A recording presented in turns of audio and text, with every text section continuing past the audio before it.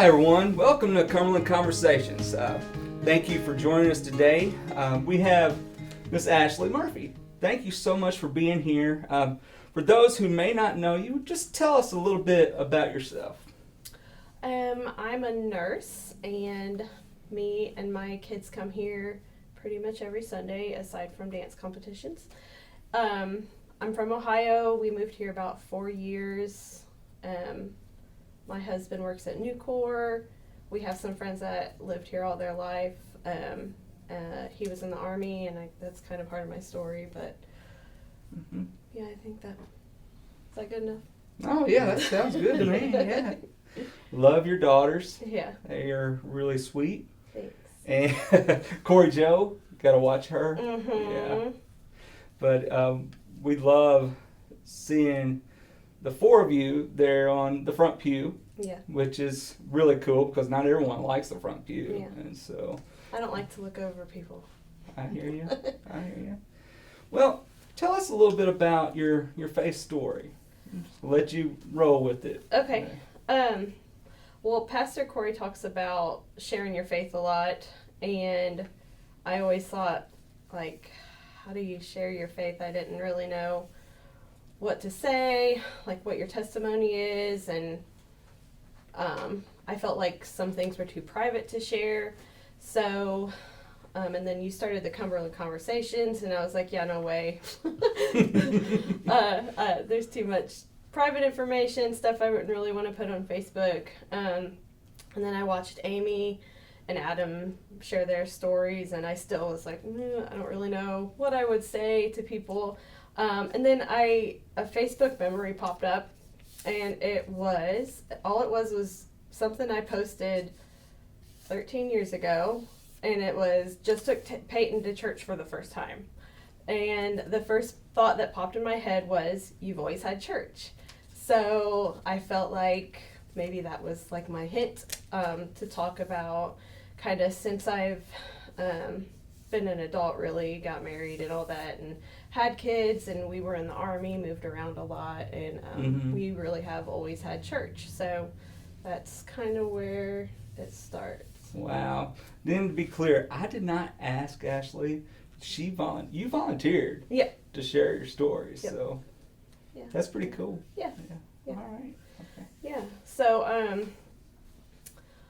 I graduated from nursing school, moved to Tennessee with who was my boyfriend then, now we're married.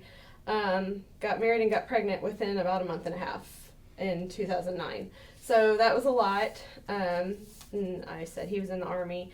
So he was at Fort Campbell, and shortly after we got married and I was pregnant, he found out he was going to get deployed again, and we had bought our house, so I wasn't going to move back, and all of our family was in Ohio. So he ended up getting deployed when Peyton was about 10 months old. Wow. But that Facebook post was from when she was about 4 months old. So, here I am, a brand new nurse, brand new mom, brand new wife, raising a kid with a husband that's deployed. He was in Afghanistan, and he was pretty active, so very nerve-wracking, and away from my family, 8 hours away. And we have really good family support, but there's only so much you can do 8 hours away. Sure. So I took Peyton to church, maybe not every Sunday, because babies can be not fun one day, and you're just like, that's not happening. Now, was that here in Dyersburg? No, that was Clarksville. That was Clarksville. Okay. Yeah. All right. Yeah. Makes sense. So, I took her to church, and by myself. I've kind of always gone solo with a husband in the Army. Army pulls him away a lot, and he's got his hobbies and stuff like that. So it's something I felt like I needed to do, and it was something that I just always did.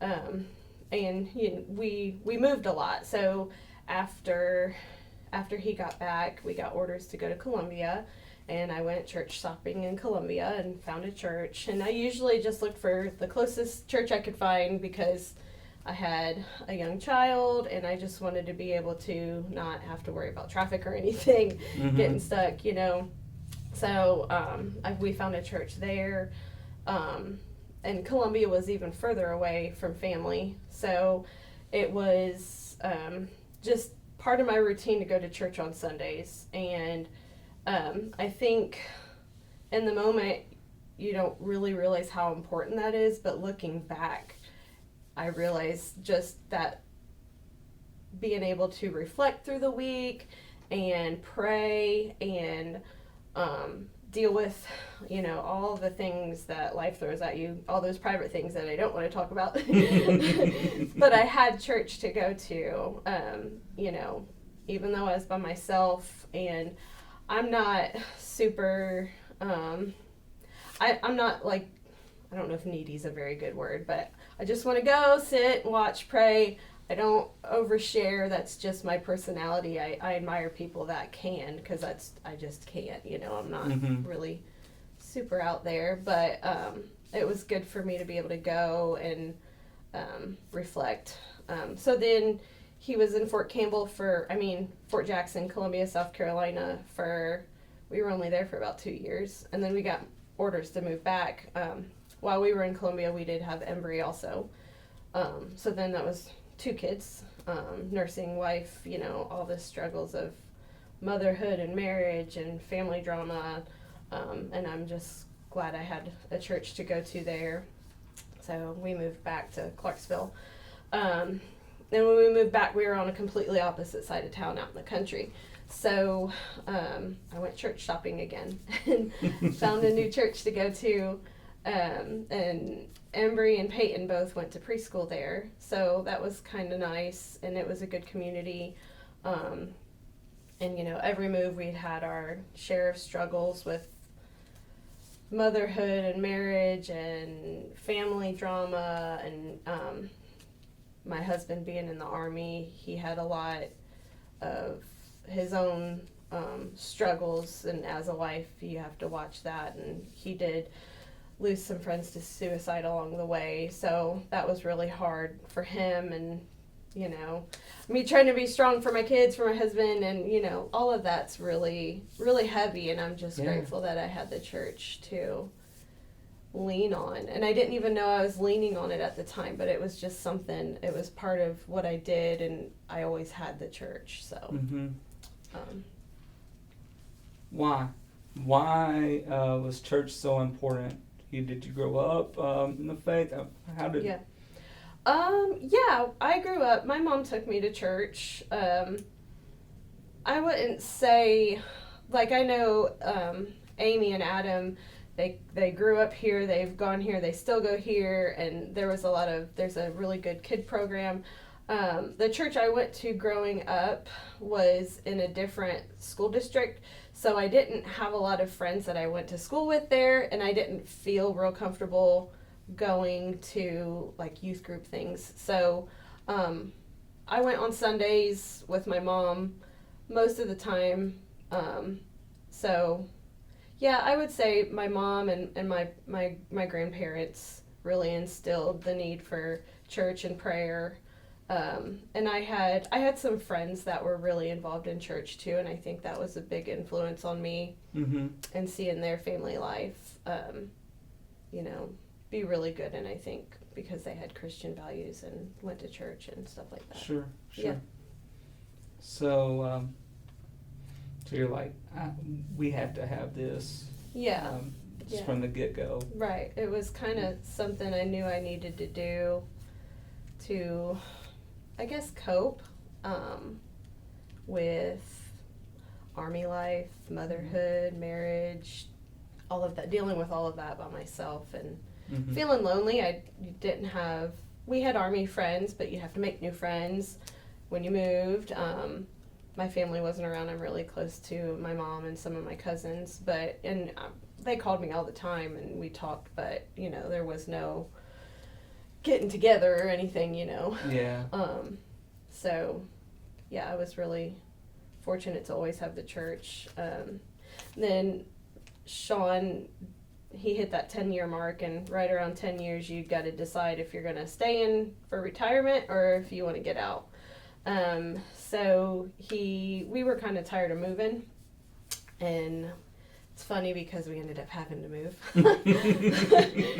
But he got out of the Army, and for about 2 years he really struggled to find a good job that was well paying. There's a lot of jobs he could have that were okay, but not for a family of 5, because I had also just had Corey right when he was getting out of the Army. So having 3 kids and being a nurse with no like auntie to babysit or anything, Right. Probably most of my paycheck would have gone to childcare. So it was wasn't worth it to me. I know some people don't have the option, and that's probably pretty hard, but I was able to stay at home with Corey for at least a year.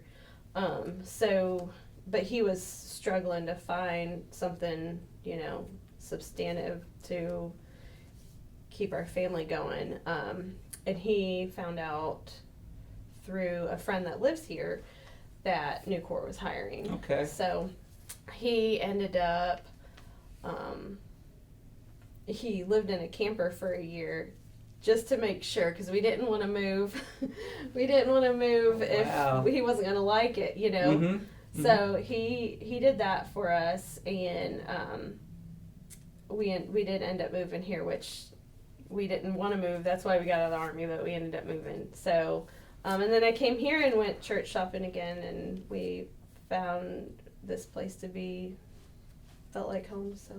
So what led you here? What was it about this I place? just started going to different churches. I just went here, I went there, Mm-hmm. and I came here and really liked it. And that's kind of what I did at other places too. Mm-hmm. And I wouldn't say that any place I went to, the reason I didn't keep going wasn't for like, I didn't think that they were preaching right, Right, it wasn't right. anything like that. I think everybody's just got to find a place where they feel like they can grow spiritually and just feel comfortable. And I have a funny church shopping story, sort of. When we were I think it was when we first lived in Clarksville and it was just me and Peyton, I found a church that was, I don't know, like 8 minutes away. And it was a United Methodist church, and that's where I had grown up, mostly going to United Methodist church. So I thought, well, I'll go here. And I went, and I had Peyton with me, and she was just maybe 1 year old. And it was right outside the Army base, and it was Korean based, and they preached in Korean, and they had to give me headphones to listen to a translator. And they were so nice. I felt really bad that I didn't come back, but like that just wasn't going to work. So it was really, I stayed the whole sermon though. I didn't get up and rudely leave, but yeah, it was a fun time doing that. That's really cool though that they had Yeah. headphones and stuff. Yeah, that you could listen to. because a lot of times in the Army you go overseas and maybe you meet someone there Mhm. and you bring them back, and Sure. they had a little community of Korean people, so it was really cool, nice Mhm. church. But I was like, yeah, I just can't listen to through the headphones. So I'm sorry. So yeah, but through all of it, I was just, I think, fortunate to have the church to deal with, loneliness and marriage and motherhood, family drama, all that. All the stuff you don't want to talk about. Yeah, all the private things. All the private things that I prayed about and stuff at church. I was Yeah. fortunate to always have church. So, okay. Where do you see God now in your life, and what is God doing in your life right now? Well, once we moved here, which was about 4 years ago, and kind of to back up, when we were in Clarksville, I had taken a job as a treatment nurse, and that's doing wound care. And then I got pregnant with Corey right away, and nursing is that's another spiritually taxing job sometimes. Mhm. So, and being a treatment nurse is, there's a lot of work involved in that, a lot of documentation and making sure everything's just the way the state surveyors want to see it or else you're going to get in big trouble. So I knew when I got pregnant with Corey that I probably couldn't keep doing that level of work. And I actually ended up staying home for a year with her. But I was really sad because I liked wounds. I liked doing wound care. And when I couldn't continue, I thought, well, what am I going to do? Do I want to get back into treatments?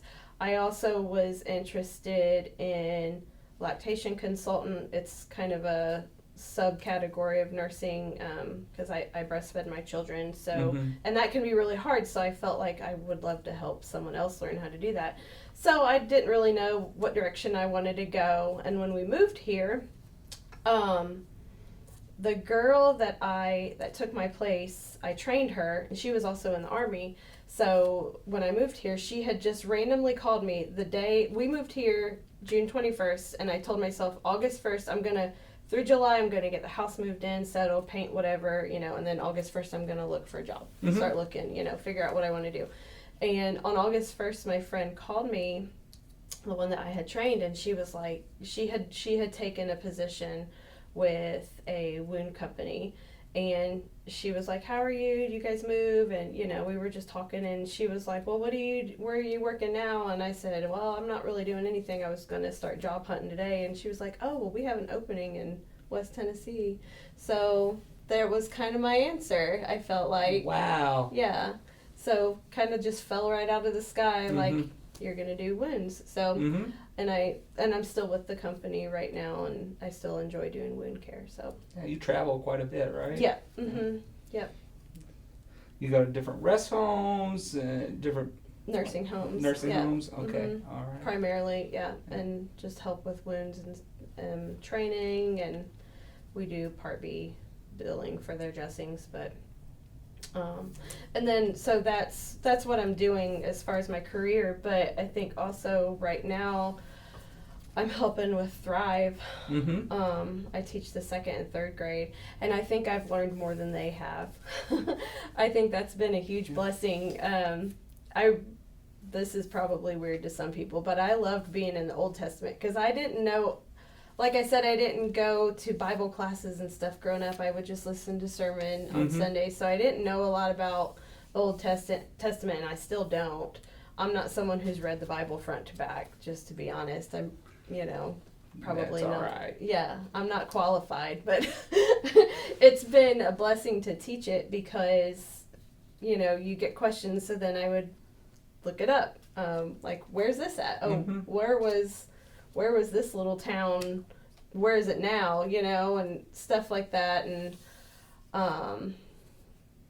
then just seeing the kids, the little bit that they retain, because they just want to play and have fun with their friends. And it's been really fun teaching them, and the stuff that they have retained, it's just like, yes. I have a little quiz time at the beginning just to kind of try to recap the week before. And when they remember things, it's gratifying, and I feel like I'm making a difference. So absolutely, I know you are.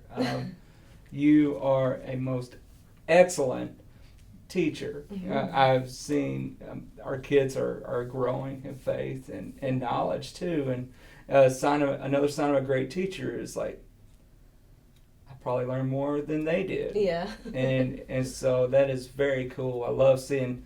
The pic of, was it the Matthew Wall? Yeah. That was awesome. Yeah. So. Well, and honestly, part of the reason I did that is because sometimes I would forget, like, oh gosh, what was that guy's name? So I could look at the wall, and then also when I did my little quiz times, I'm like, look at our wall. It's right there.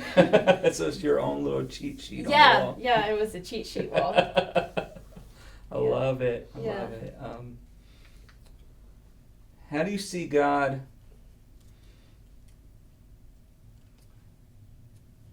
as you work? What does your faith mean to you as you work? Maybe that's kind of an odd question, but like in nursing. Yeah. Where do you see God using you? Yeah. Well, I hope so. That's really why I like to be a nurse. Is I like to help people. And one thing I think I've learned as I've become a more mature nurse is quality is more important than quantity, especially in long-term care. So I think not all wounds are going to heal, is like to put it in a wound care context, but just being able to help find a way to make them more comfortable, make them feel dignity and respect as they maybe are going through the dying process, because that, you know, that does happen quite a bit in a nursing home.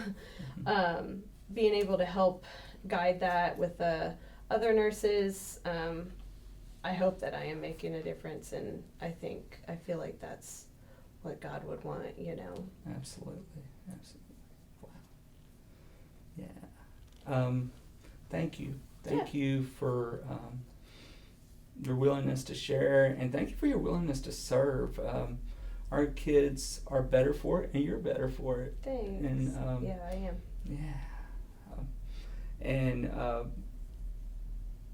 you could tell Embry that she saw me first today. Oh, okay. She'll probably watch this. Yeah. I don't get to see her. So. Yeah.